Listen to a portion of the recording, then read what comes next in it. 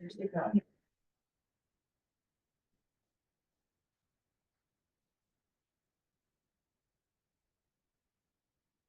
call to order, regular board meeting of the West Valley School District, February 10th, 2025. Citizens may comment on items appearing on the agenda when invited to participate during that agenda item by the board chair. Citizens may comment on items related to school district business not appearing on this agenda during the public comment portion of the meeting. Citizens, after identifying themselves, will proceed to make comments as briefly as the subject permits. Basic rules of decorum are in effect at all times. The chairperson may interrupt or terminate an individual statement when appropriate, including when statements are out of order, too lengthy, breach personal privacy rights, are abusive, obscene, irrelevant, or otherwise improper. The public should realize that this is a trustee business meeting conducted in a public forum. We'll stand for the pledge of allegiance. I pledge allegiance to the flag of the United States of America and to the republic for which it stands, one nation, under God, indivisible, with liberty and justice for all.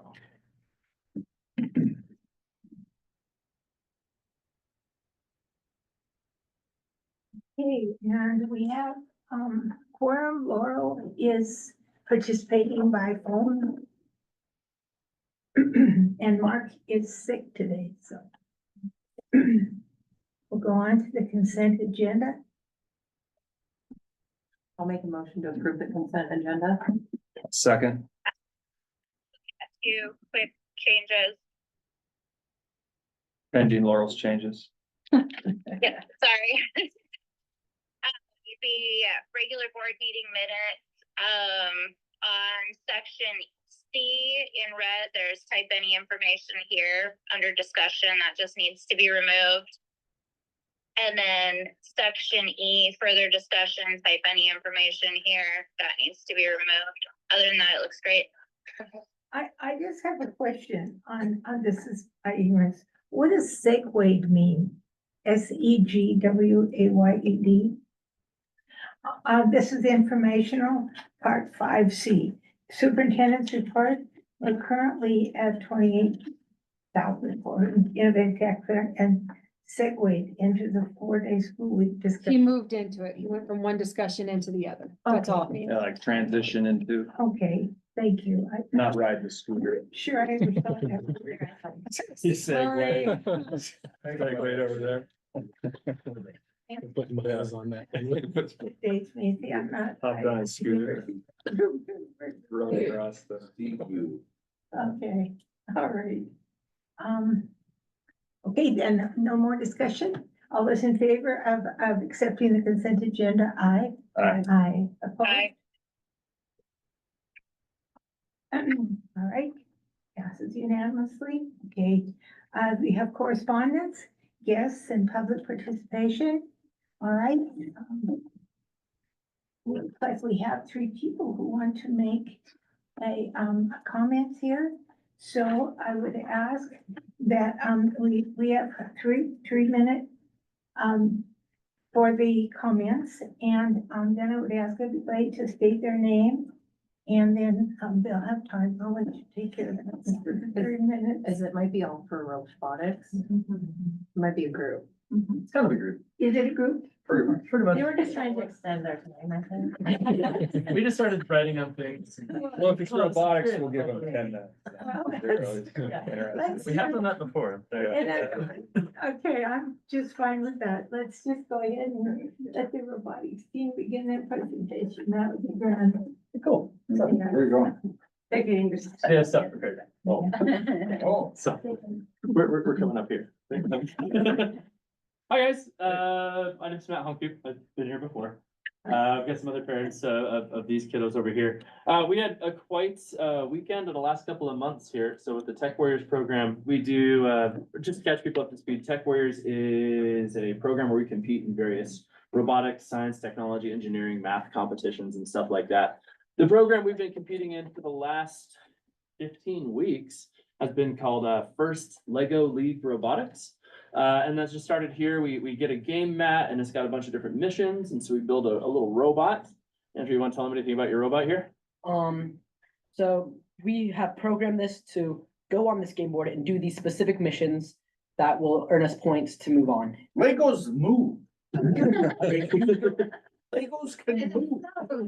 They're Legos. Program them, this is fantastic.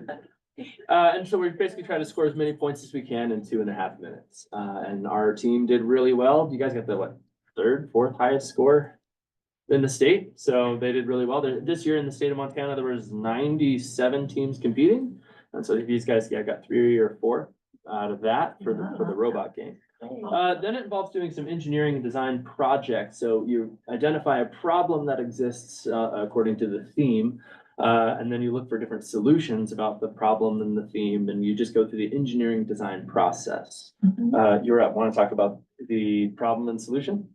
Oh, so the innovation? Yes. Yeah, so we have to find a real world problem that is called the innovation project.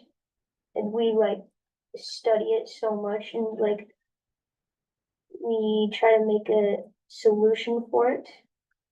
And we like come up with these big boards. What was the problem that your team Oh, identified? our team. Yeah, you Yes. specifically. Okay. I'll do general, you be specific. Yeah. Our team did the sea urchin overpopulation.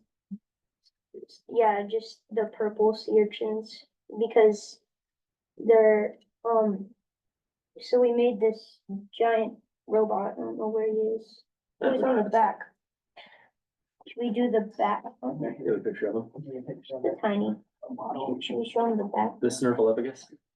Oh, yeah, that, just like picks sea urchins up. So we wanted to like interest more people in, harvesting them because we also wanted to make it automated because like one tank of oxygen can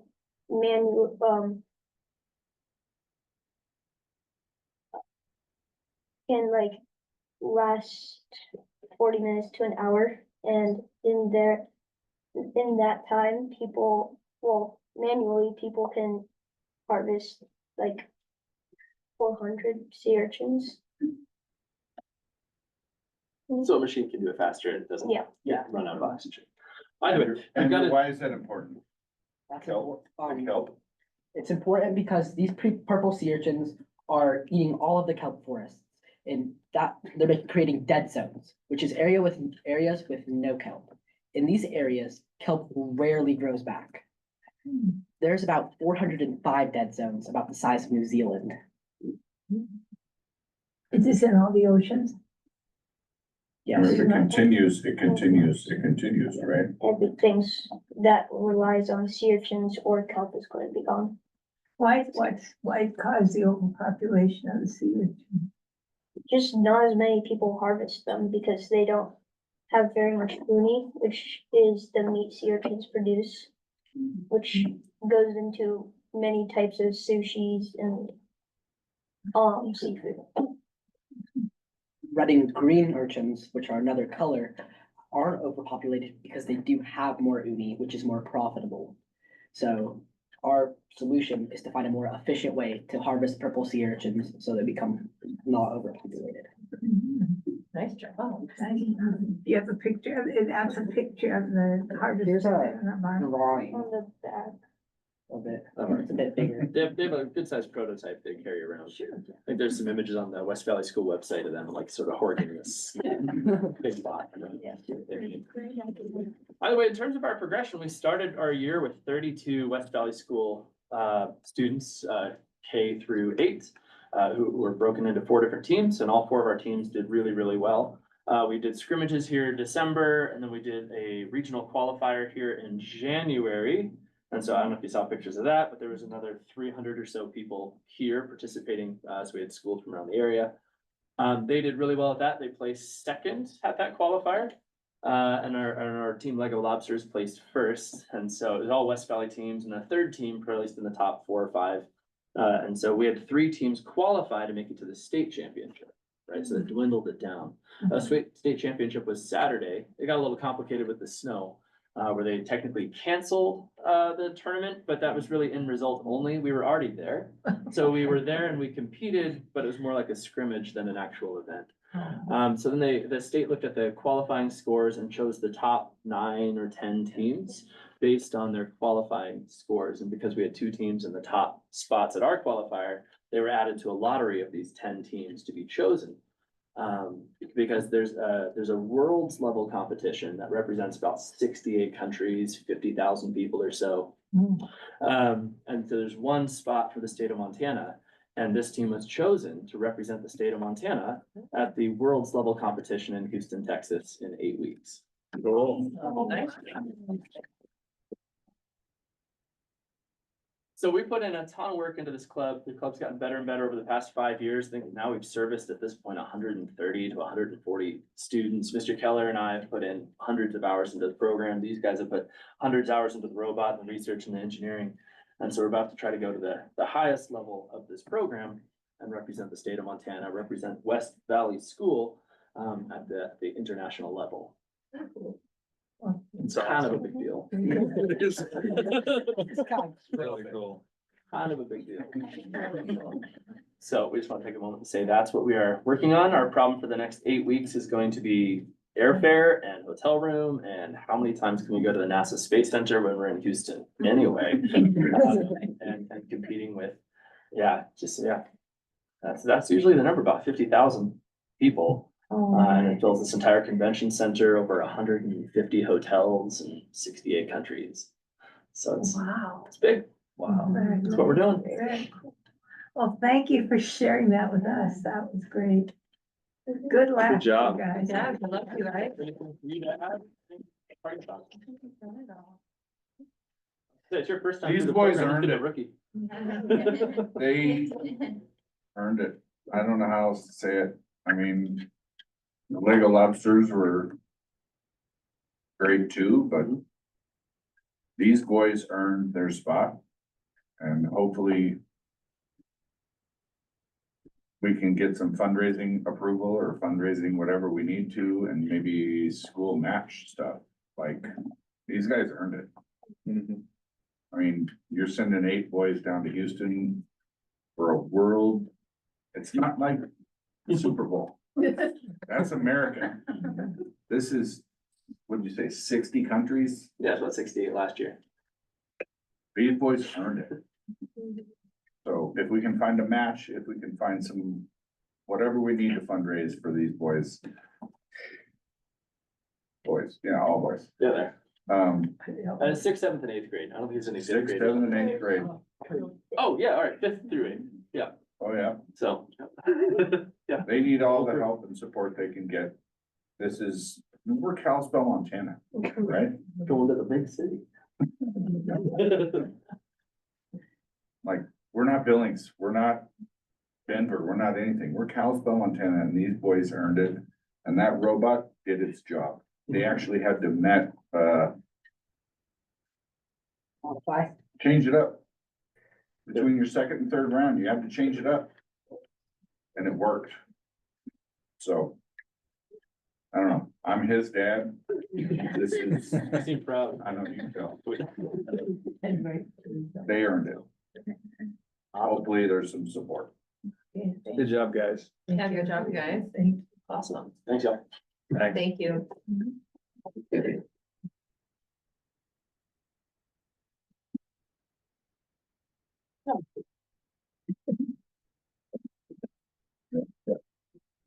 Let's roll. It's your chance for Appreciate you guys. Yeah, that's all Okay, so we'll go on. That was fun. We'll go on to the, West Valley Parent Teachers Organization report, and as I understand, they're meeting in this fall, even as we're meeting here. So we'll hopefully have a report next month. Okay, West Valley Teachers Organization report. Anybody here? Yeah, I just have a quick report on Monday. On President's Day, 4 of us are going to Helena to meet with our representatives and senators, support education and have lunch with them. And some people will go lobby and those kind of things. So we're excited about that. Hope to get us some funding. So 4 teachers from West Valley, that's mine, Yes, yes. yeah. Um, I know Kalispell has the biggest representation so far in the state. They ordered a charter bus and they're ordering a second one because it's full. Oh, So I think that's pretty good. Yeah. That's awesome. Very- Okay, thank you. Okay, anything else from teachers? Okay, the next, superintendent's report. All right, so I'll go over a few notes and then I have something to pass out for you guys to look at some numbers, but I wanted to give you a heads up that I had a meeting at City Hall with the Assistant Director of Development Services there. It was a really, really good conversation because we kind of talked about how schools can partner with the city to talk about expanding in the future and what that looks like for our community on a 70-year plan. So it was pretty interesting to hear the people who are responsible for that kind of talk about how that affects schools and that we really should be forming a partnership, you know, and a relationship together that hasn't really happened yet. So I was excited to be a part of that initial conversation. So hopefully it continues in the future. They gave me a heads up that we have a potential unit going in our district that's about 4,000 units. Of course, it won't be tomorrow, but it'll possibly be here in a decade or so. So long-term planning is definitely going to be extreme importance for us for that. So staffing, the admin team is looking at next year, or, you know, it sometimes seems like it's pretty early, but it's actually, you know, the time to start looking at next year for where we might have needs and where we might need to hire, that type of thing. So there was a survey sent out, very short survey that just kind of got people's temperature about maybe potential movements or what they'd be open to. So more on that to come. The middle school's been working on a hybrid model for grading. So I think it's pretty exciting, the work that they've been able to do. So it would be looking more at different domains under subjects. So for example, you would have English language arts as a subject and then different domains in each one of those where you would be assigned a letter grade. That would be for the middle school. The elementary would stay largely the same. We're gonna start looking at creating a maintenance matrix where we look at the specific costs of different projects and how it can relate to our building reserve fund that goes beyond the you know, summer maintenance list that we've been putting together over the last couple of years with Tony and Phil.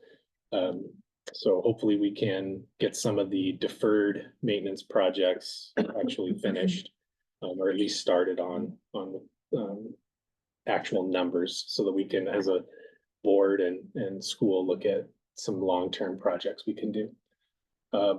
OPI, School Nutrition Programs Technical Assistance is visiting so that they can evaluate our food service program next year. But the year prior to that, there's stuff that we need to complete and meetings that we need to have and yeah, from us to them and them to us.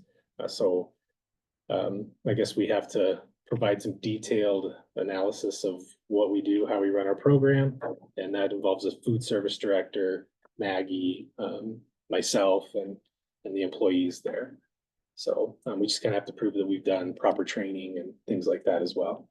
So it's full swing for accreditation right now, which is a really big process for districts to tackle and to complete. All portals are now open as of February 3rd. Some portals opened up the beginning of December, but now everything is open and now it's kind of go time for all of that. So the staff is not really involved in that as much as the admin staff, but I wanted to kind of let you know what they look at, because I mention it a lot because it's a huge piece of my world and not a lot of people ever hear it.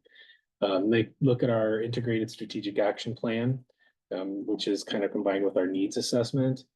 They look at the goals that we make based on what we come up with there. They look at our graduate profile. Have we started it? What have we done with that? They look at the licensure of all of our staff members and their assignments and whether or not they're in the appropriate spot and they're basically teaching what they're allowed to teach. Do we have enough staff? that type of thing. They look at teacher load and class sizes. And 20 is the limit for K2. 28 is the limit for third and fourth, and then 30 is the limit for 5-8. They look at our professional development and the schedule we have for that, and if we're basically hitting the requirements that we have every calendar for that. They look at our family and community engagement plans and how we've been able to do that. They look at our program offerings and whether or not we're meeting the very basic standards that Montana requires based on law.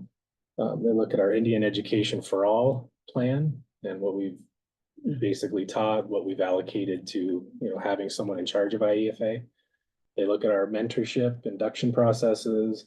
And then they also look at school climate survey results. There's more to it, but that's just kind of the highlights that we have to work on. So when I mention accreditation and how it's kind of like a big deal, it's where I spend, dozens and dozens of hours working on stuff like that. And it's been really, really great to have support from Alicia and Nicole this year too on that, because I did it largely all by myself last year, and it was pretty rough. Is it a yearly thing then? Yes, it is now. They're looking at splitting up the 9 Northwest Mass groups into 3 sections where there would be a 3-year rotation that's randomly selected. So this year could be where we finish accreditation and then we don't do it again for 3 years, depending on which we get randomly drawn. Or it could be that we have to do it again next year, but then we would be good for a couple years after that.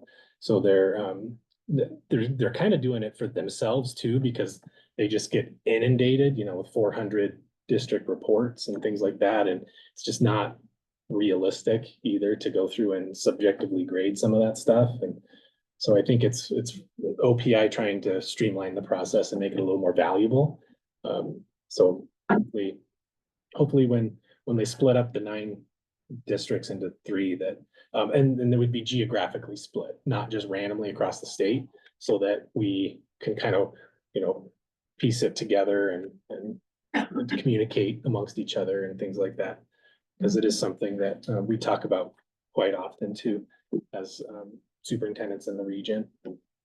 I wanted to mention the calendar committee has met a couple of times to look at next year's calendar. So that one will be coming pretty soon. There's still quite a bit to work on for that. We posted an advertisement in the Daily Interlake for 2 weeks. That it cost us a pretty good amount of money. It was about $400, but we do have a couple of applications from it. So we're going to take a look at that and see, what we have there. So they came in very recently, and it's going to run, I think, till Thursday or Friday of this week. So that's good news. We ended it with $32,000 in qualified tax credit contributions from our community. So right now, Maggie put together a pretty cool thank you card that she designed herself, which was pretty neat. We're going to get those printed so we can send out personalized thank you cards to those individuals. And that was innovative tax credit, correct? Correct. Yep. The 1-to-1 match for that. We've got some special ed monitoring going on right now. So we'll hear more from that from OPI in about 30 days or so. So hopefully, all is well. The legislature is really, really busy at the moment and pushing out quite a bit of stuff. One of the real benefits that we see this year is the STARS Act. I think that's going to be really beneficial for West Valley. It's where we look at our teachers that are on the beginning of the pay scale and increasing teacher pay in that area and then getting compensated to do so. So it's actually going to be a net benefit for West Valley District. And so that's something that we hope continues its rocket projection through the legislature. So there's very little against it right now. But there's still, bills coming through committees meeting, all the time. And so there's a lot of lot of action out there. I'm really excited to hear that we could send some teachers too down to the legislature, because again, after going to that legislative summit, everyone there said the biggest way to make change is to show up. So I think that's really, really good. I do have this, if you want to mind passing that out. What's being passed out to you is a statement of expenditure where it's budget versus actual budget or actual report. So it takes a look at what we have committed year to date, what we've appropriated, and then what's actually available in that appropriation. And then the percentage on the far right is how much we've taken out of that account or how much is encumbered in that. So the biggest thing to look at is that bottom right number at the very, very bottom where it says 40%. So that's basically saying that 40% of our budget is basically already out and encumbered for the year, which is good because we're about halfway through the school year. So that's a good number. You want anything, over that, if we were over 50% would be very, very bad news for us.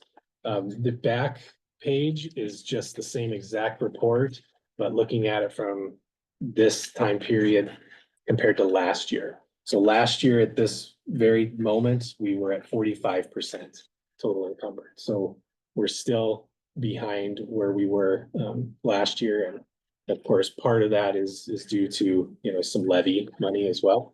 But it's, something to take a gander at and look at in your spare time. But I wanted to start throwing some of that out to you so that you can kind of see where we are. And then the current month is on the very, very far left too. But yeah, so good news there, and that's really all I have, but. Okay, thank you. Thank you. Did you want No, I want to not at this time. thank Maggie for to? Oh, yeah. getting this, No. I should say that too. I should have been part of my report. No. No, Maggie has done an incredible amount. She was here till 9 p.m. like last week, 7 p.m. working with Shay. Shay drove up from Lima, Montana. Lima. Everywhere else it's Lima. Lima. So We're not in Lima, Peru. not in Peru. Yeah, not in Peru. But yeah, she's done an amazing job for the time being. We're gonna still dive into it and look at it, but I'd like to commend Maggie a lot for the work that she put in and Shay put into getting us on the right place where we need to be. I just appreciate you guys allowing, letting me have Shay come up again, because it was a lot. Like we worked, like Richard said, till 9:30 one night. It's amazing how many people come and go in our building around 9 o'clock. So I can hear it from my office, like I can hear the fob thing go off. So I think it's people picking kids up or whatever, but and then we were back at it all day, the next day till 7, and then the next morning until she left. And so just digging through things, readjusting some salaries to, as far as like where they were being pulled from. There was a lot of coding, things that needed to be recoded. And then, of course, journal vouchers and following the trail, so. In the bad weather too. Thanks for I doing appreciate- that with oh. her and diving in and then getting us the stuff, so And we we're, know what we're looking at is more accurate than. Yeah. Yeah. and we're working on, we started working on the BMS versus the, county lines and, or, the numbers, and, we're through 2022, middle of 2022, so get it all lined up. So we're good. Good. Well, I know we had wanted to look at that budget proportion, we've been talking about that for a long time. So I'm sorry that it's taken so long to get it. It's great to see, well, no, Kind of I'm not under- bringing up the long time part, I'm just. Yeah, no. Thank you, because I know you have so much on your plate, but we're just grateful that. But again, I appreciate you guys letting me have to shake them up and do that. It was very helpful. That's good. I guess I have a couple of questions, but these are just big figures, and when I just go through these and look at big figures, I think, where did that go? Or did we buy them, the band, this is band equipment on one of them. Did we buy a piece of band equipment for the middle school band? So I think what you're probably looking at are the student activity account. Yeah. And that's money that Sherry raised ahead of Oh. time.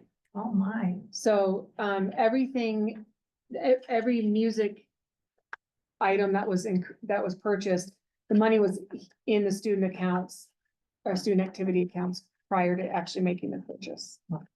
So it came out of our account to go through the correct. Well, no, the last two pages of the register that I gave you, that's Mhm. specifically out of the student activities account. Okay, The first two pages are district money, okay. district checks. I think they match. Gotcha. Are we moving on to Thank action you. items then? No? This is an action item to approve the bills. So I guess if we, there's no further, I guess we need an action item for the approval of the bills. We need an action motion for the bills after we look at them, yeah.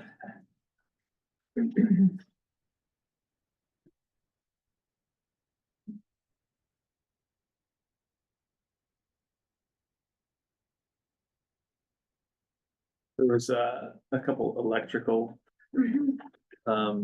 Big one. charges on there. For those for specific projects.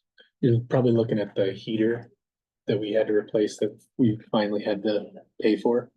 So that's, Which ones are you You're looking talking at- about? I think there's Integrity Electric Seven. and then Oh, those aren't ours. Those are, out of the interlocal funds. oh, They were so- paid on behalf of Marion's. the interlocal fund is where we house the money. and Yeah, then I For got you. Okay. Marion, Yep. and then they ask us for it, yeah. Right, I can't even begin to pronounce it, the Tujunga. Yeah. And the Integrity, those were out of Fund 182, those were, the interlocal, so it's money that Marion had sent over the summer. Okay. Yeah, we're the keepers of that fund. Where do we, does it say that? Like, just so we don't ask questions about people spending money that's not ours? Well, I'm still trying to fine tune the reports, Okay. and so. You know, I can see if I can get one that has like the funds listed on there. I was trying to to go down from the big reports that Maryland has to sign to something that's a little bit more. Yeah. And I went on to Kalispell Public Schools to see what they post online for their, so I know last time you had mentioned if we could get those posted, you know, see those ahead of Yeah, time. thank you for doing. And so I went on to see what they posted on their minutes, Mhm. and they post a check register, Okay. basically. So that they're, you know, it's not necessarily showing what funds they're coming out of, and maybe that's just the discussion that we have here. Okay. Or, but I can see if there's something that can show that. Even if we could see a code or something. that- Yeah. that Right. indicate that it came. Or if you can put like a memo next to it. Yeah, maybe I can do that. I do like getting the check register, because then you see what's Mhm. gone Right. through, right, during that time frame. Yeah, it's great. It kind of, yes, I had those highlighted too. Yeah, so I can do that in the future. I'll make sure, like, if there's something odd like that. You know, the coming out of the interlocal, that's not truly ours. Yeah, Mhm. okay. I Or is can, that the only two? I think that was this last month was the only two that, Like that, But- the USF Spokane, that was. that's ours? food. That's Oh. USF Foods. Okay, thank you. Mhm. We Yeah. did approve to have that heater fixed, correct, but what was that company? It was different. FICO, I think is the company that, Facility improvement. yeah, company. Yeah, or something like that. And it was about $8,000 for them to come in and fix that piece. Did that already go through, or was it, or have I not seen a bill for that? 'Cause I don't see it on here. No, it's, I don't think I see that one. I haven't seen this one on here. yeah, that one, Yeah, that one's about 7,500. Mhm. And that one might not even be on here yet. What was that last month? Oh, a minute. Yeah. and that comes out of the building. Mhm. Yeah, building reserve.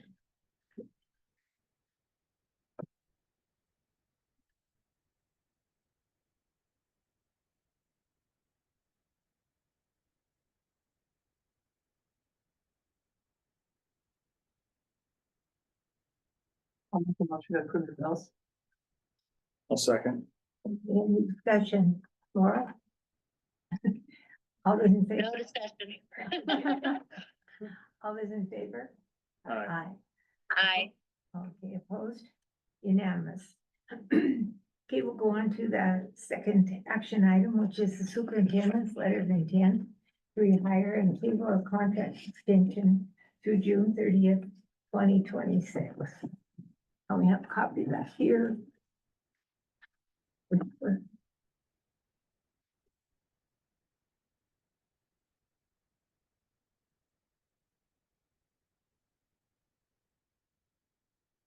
Want to note that both Richard and Marilyn have signed it, and this was what we probably should have done at the end of our last meeting when we went back to open.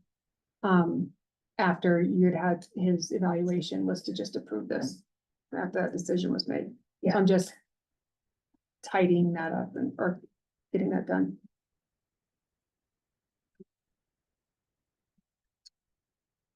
I'll make a motion to approve the superintendent's letter of intent to rehire. Second it. Is there any discussion? All those in favor? Aye. Aye.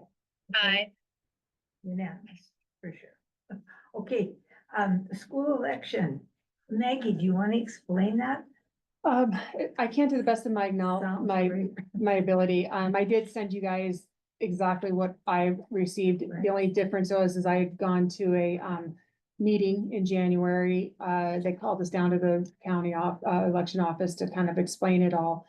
But basically Dustin, I don't know how you say his last name, Dustin Z from Columbia Falls, who has my position there, has been working with the county and about them handling the elections for us. And it's an all or nothing kind of for the schools. Everybody needs to opt in order for that to happen. That's how they started it, but then there's been a couple smaller places where they're like, oh, I don't know if that's really beneficial for us. But it actually, every school district that I've talked to, as far as like Lacey down at Big Fork, she's going to be presenting it to their board and wanting it in Columbia Falls. And so we will still be doing all of our resolutions and getting them ready, but then we send it to them and they are going to be handling, we give them 3 names of judges and they're going to be handling training the judges. What we will have here on election night is a drop box. Everything else, if anybody wants to do it in person, they have to go to the county, which that's, I mean, but they will also handle like verifying signatures, everything. So I talked to Cindy Foley, who popped in last week, and she's like, oh my gosh, finally, like for her, anybody who's been through elections have said that this is something that is huge and we should jump on it. So I wanted to let you, I also, Joe from Kalispell Public Schools, he kind of brought up the cost of what it would be per ballot. But that also means we don't have to man, anything, and there's gonna be some good trade-offs. So I don't know enough other about elections, because I haven't gone through one except to vote. The only thing I do know is that when a voter gets a ballot, they will only get one ballot now. They won't get multiple ballots that they have to fill out. And say the fire district wants to run something, that will also be on there, and then we will split the costs of the ballots with the fire district and us and Kalispell. We'll split our portion of it, so. I even thought the proposed or the outline cost, it was like $2 I'm like, and that's- 14 cents I thought that was, Yeah, even if you had to pay all of it, was Yeah. probably I think it's. pretty close to yeah. what we were paying. yeah. Yeah. So, like, there will be years where we'll have to pay it all, like, cause if they're not running something, we'll pay for our portion of it. But from what I understand is that, the city will also pay a portion of that ballot as well, because they'll have their stuff on there Mhm. too, so. Huge. And if there's something happening at the high school as well, it'll all just be on one ballot. So then they would provide, like, we wouldn't be responsible for counting of the ballots or election judges or anything like that then? Nope. Nope, I do believe we have to give them names and then they will actually reach out to the judges and they will train them. The only thing we will have to do is the night of election is have somebody here or two people here, manning the drop-off box. Okay. Sounds like a pretty good deal to me. For sure. I'm sure if you talked to Mark Fessler, he would Yes. jump on this right away. Well, like I said, Cindy Foley's reaction was, oh, yes, oh, yes, you guys should do it. That's a terribly stressful time, Hmm. terribly stressful. And these people are professional about it. Yeah, Yes. exactly. Yeah. I often wondered why they didn't do it to start with, but there It must. sounds like they had a turnover in staff and somebody willing to take it on.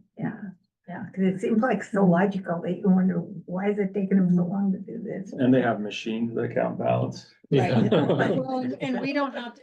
We also means that we don't have to get the ESS or whatever, all the things that we don't have to get them and have them on hand, so.